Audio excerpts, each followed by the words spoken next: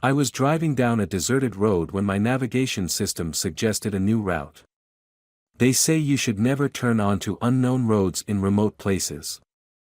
But when I realized my mistake, it was already too late. Behind me, there wasn't even a trace of my tire tracks. I was returning to New Mexico after another investigation. A typical case: infidelity, divorce, dirty secrets. My head throbbed with exhaustion, the road ahead blurring before my eyes. The setting sun cast long shadows across the asphalt, turning the landscape into a copper-tinted tableau. 3 days of surveillance had left me with nothing but a folder of incriminating photos and a desperate need for sleep. The dashboard clock read 7:42 p.m. when my GPS chimed with a notification. Faster route available. Save 47 minutes. Reroute? I hesitated, finger hovering over the screen. The main highway stretched ahead, predictable, well-lit, and undoubtedly longer. The alternative cut through what appeared to be mostly desert terrain. After a moment's consideration, I tapped accept. Rerouting, announced the mechanical voice as the screen recalculated. Turn right in 500 feet. The turnoff appeared without warning, a narrow dirt road barely visible in the gathering dusk. Had I not been looking for it, I might have missed it entirely. No signpost, no marking, just a break in the endless stretch of fence line. I slowed the car, my tires crunching on gravel as I made the turn. Continue for 28 miles, instructed the GPS. At first, everything seemed normal, a straight dirt road with occasional roadside markers. Dust billowed behind my sedan, the only evidence of human presence in this desolate stretch. The road seemed reasonably maintained, if rarely used. My headlights cut through the deepening twilight, illuminating the path ahead. But 10 minutes in, an inexplicable unease settled over me. The landscape had shifted subtly. The familiar New Mexico terrain, the scrub brush, the distant mesas, had given way to something different. The vegetation looked wrong somehow, as if I'd crossed into an entirely different ecosystem without noticing. No other cars had passed. No houses dotted the horizon. No cell towers or power lines broke the seamless canopy of stars that had emerged overhead. I checked my phone, no service. The GPS still displayed my route, but the estimated arrival time now showed strange symbols instead of numbers. I glanced in the rearview mirror and felt my stomach drop. The road was gone. Not covered by darkness or obscured by dust, completely absent. Where there should have been a trail of disturbed earth and tire marks stretching back to the highway, there was only untouched desert, as if I had materialized here rather than driven. That's impossible, I muttered, pressing harder on the accelerator. The speedometer needle jumped, but the sensation of movement felt wrong, disconnected from reality. I drove faster, scanning the horizon for lights, for signs of civilization. After 5 minutes of escalating panic, I wrenched the wheel around, executing a sharp U-turn. I would retrace my steps. Find my way back to the highway. Forget about the shortcut. 20 minutes later, I knew I was in trouble.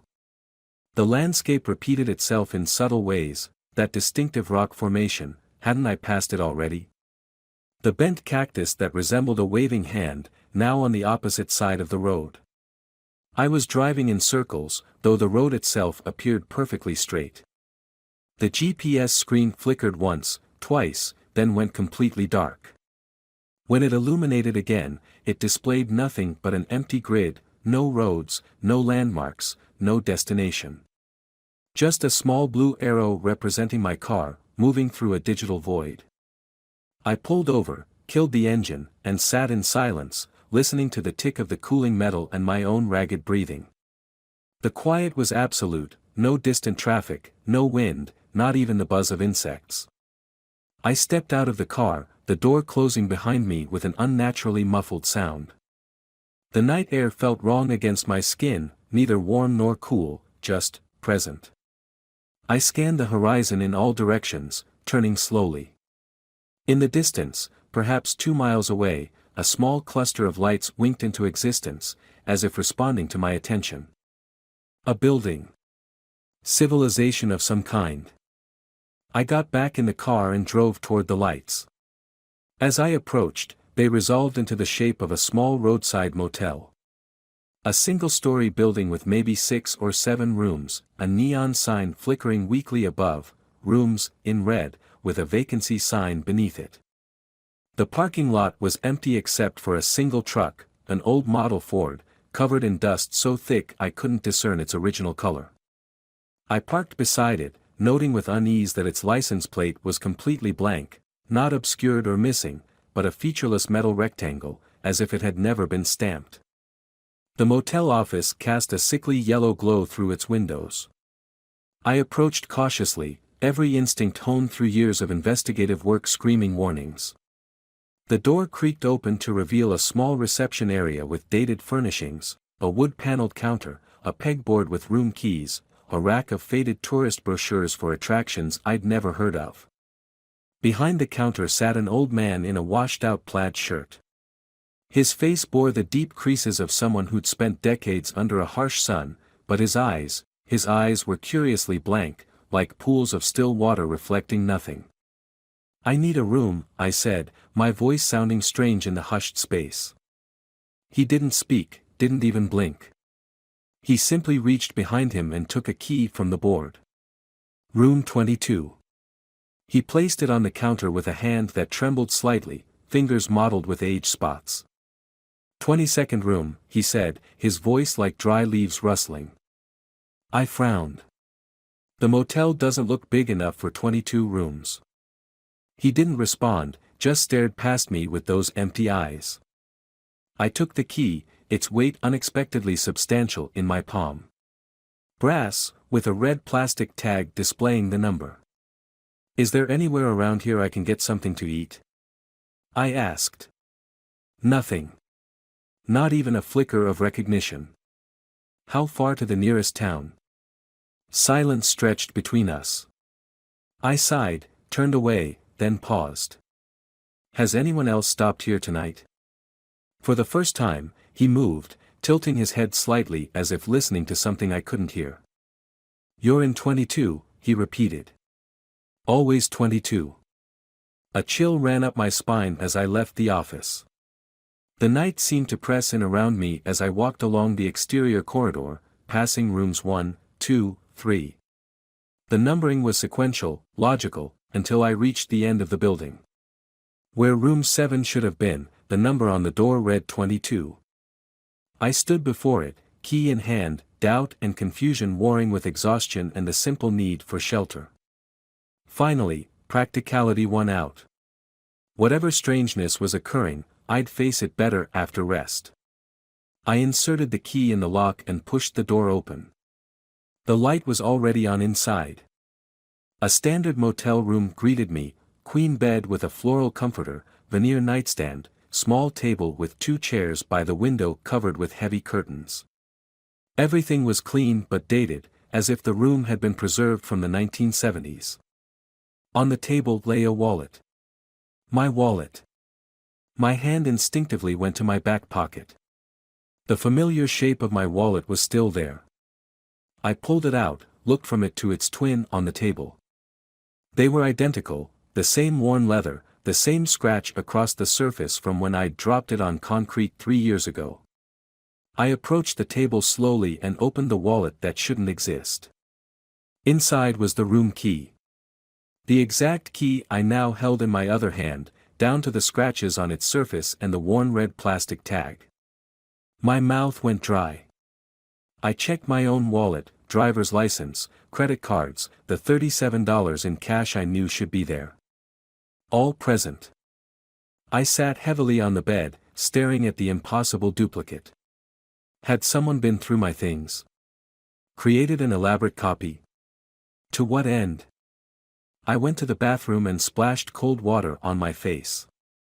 The mirror above the sink reflected my haggard appearance, 3-day stubble, bloodshot eyes, the lines around my mouth deeper than I remembered. I returned to the main room with new resolve. The skills that made me a decent detective, observation, logical deduction, persistence, would serve me now. I would search the room methodically, find whatever clues existed to explain this situation. The nightstand contained a Bible and a notepad with the motel's name, Last Stop Motel, though I hadn't noticed any sign displaying this name outside. The closet was empty except for 3 wire hangers. The dresser drawers contained nothing. I checked under the bed, behind the curtains, even lifted the mattress. Nothing unusual. When I opened the curtains, I found the window looked out not onto the parking lot where I'd left my car, but onto an identical motel corridor. As if the room existed in 2 overlapping buildings simultaneously. I quickly closed the curtains. A noise outside drew my attention, a car engine, the slam of a door. Visitors? Help. I moved quickly to the door and opened it a crack. The parking lot was still empty except for my car and the dusty truck. No sign of new arrivals. I closed the door, leaned against it, and closed my eyes. When I opened them again, I noticed something I'd missed. The wall across from the bed held a large mirror in a wooden frame. Standard motel furnishing. Except my reflection was wrong. I was standing, leaning against the door. But my reflection sat on the edge of the bed, shoulders slumped, staring at the floor. I froze, unable to move, to breathe. Slowly, so slowly, the figure in the mirror raised its head. We locked eyes, myself and this other self that didn't mirror my movements. His eyes held recognition, and something else, warning. Resignation. I blinked, and in that instant, my reflection normalized. It now showed exactly what it should, me, standing rigid with fear by the door. I grabbed my keys, threw open the door, and ran for my car. The night air seemed thicker now, resistant, as if I were running through shallow water. I reached my sedan, yanked open the door, and slid behind the wheel. As I fumbled with the ignition, my gaze fell on the glove compartment. Something compelled me to open it. Inside lay a receipt from the Last Stop Motel. Room 22. Dated 2 weeks ago, with my signature at the bottom. A signature I had no memory of making. I had never been here before. I would have remembered. The motel office was dark now, as if it had been closed for hours. The vacancy sign had stopped blinking. Even the truck was gone. I started the engine and peeled out of the lot, not caring which direction I went as long as it was away from there. The headlights illuminated empty desert, no road visible, yet the car moved forward smoothly. I drove for what felt like hours, though the dashboard clock didn't change, stuck at 11:22. Eventually, asphalt appeared beneath my tires, and road markers materialized along the shoulder. I was back on a real highway. Relief flooded through me. Until I noticed the GPS screen. It was working again, but displayed no route, no directions. Just a blue arrow on an empty grid, endlessly moving. Like it was still searching for something. Or leading me somewhere. As dawn broke over the eastern horizon, I spotted a roadside diner and pulled in, desperate for coffee, for human contact, for normality. The place was doing steady business, truckers and early travelers filling the booths. I sat at the counter, ordered coffee from a middle-aged waitress whose name tag read Doris, and asked if she knew of the Last Stop Motel. She frowned, shook her head. No motel by that name around here. Where'd you see it? Off a dirt road, I said vaguely. My GPS directed me there. Those GPS thingies, she said with a laugh. They'll lead you to all sorts of nowhere places. Stick to the main roads, honey. I nodded, sipped my coffee, felt the hot liquid burn away some of the night's strangeness. Just a weird experience. Exhaustion playing tricks on my mind. Maybe I'd even fallen asleep at the wheel, dreamed the whole thing. But when I reached for my wallet to pay, I felt something else in my pocket. The motel key, its red tag bright against my palm. Room 22. I drive this route regularly now. The highway stretches endlessly before me. My GPS remains blank, searching. Sometimes at night, when the stars align just so, I catch glimpses of lights in the distance. A vacancy sign blinking like a beacon. I don't turn off the main road anymore. But I wonder how long I can resist. After all, I have the key. And somewhere, in room 22, my reflection is waiting.